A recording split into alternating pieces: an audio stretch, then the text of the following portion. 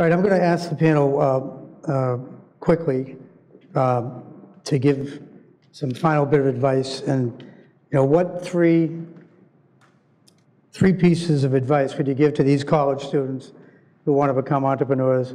And please keep it brief. Brett, start down the other end. Sure. I go back to the definition of an entrepreneur. So be willing to help launch a venture, whether it's an independent standalone venture or an opportunity within a larger enterprise. Just be willing to do it, but be responsible for the outcome. And be very open. I like the question before about, your passion versus, going through, your instinct to make a decision. What I say is go with your gut and do that in a whiteboard, in a room with a whiteboard and a lot of advisors. So think outside of the box, but when you actually go to commit the company, the venture, the idea to where it's going to be very critical, seek advice and chat with the people that will actually challenge you, because that's going to really make you think through, that initial gut reaction. Yeah, I think that prepare. I think that's huge, and I think you're going to probably hear almost this. If you prepare well enough, and you communicate enough with everyone involved, top to bottom, vendors, family. We even talk about what the impact of you and your family. That critical communication piece is just huge, because it wakes you up, and communication is huge listening. So you really do have to get that group of people that will give you the bad news, and you have to be open to listen to it. So if you prepare and you can communicate, you got a shot. Yeah, my first reaction to that question was stay in school. It's fun in school. It is. I remember it. It's a lot of fun. No, you're gonna have to graduate. Some of the saddest stories you hear from people as you get older. I mean, I'm 42, so I'm not old, but as you get to this age, are people talking about points in their career where they could have gone in one path, but they didn't? They're like, oh, I couldn't do it because I thought it was too risky, or I could have been part of that, but I wasn't, and they regret it. And it feels physically painful to listen to those stories for me. So I come back to what I said, which was do something that you think is cool. All right, leave if you think it sucks. I'm sorry to use the language, but that's the reality.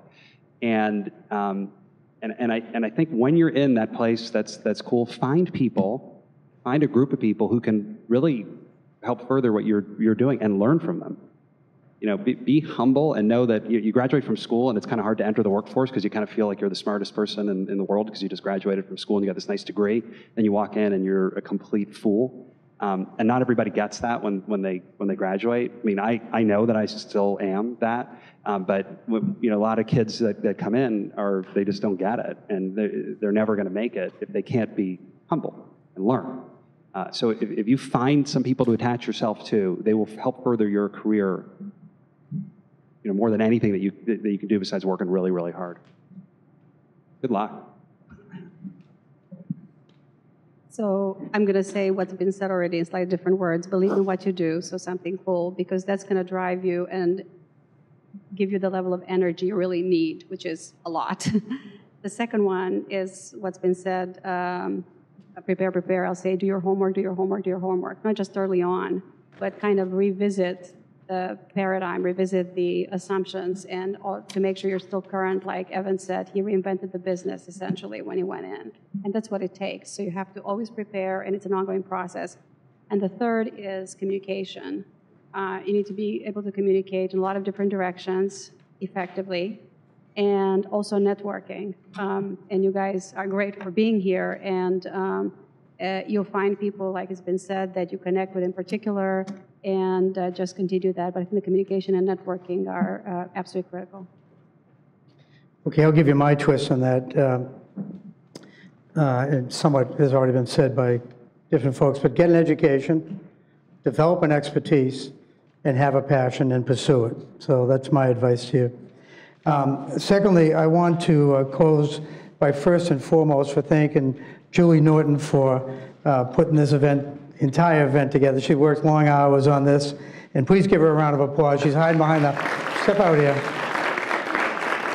You know, it's a trite saying, but she keeps the trains running around here. And I actually think they ought to put her in charge of the electric company and get that mess cleaned up out there.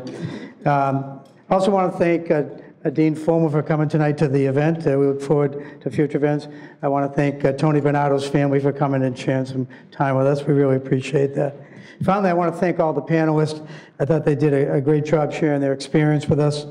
And I also want to thank you for being a very attentive audience and participating. So good night, and you can feel free to hang around. The folks here on the panel will be around for a little while, and some of the other health sciences entrepreneurs will be around for a little while too. So good luck, and thank you very much.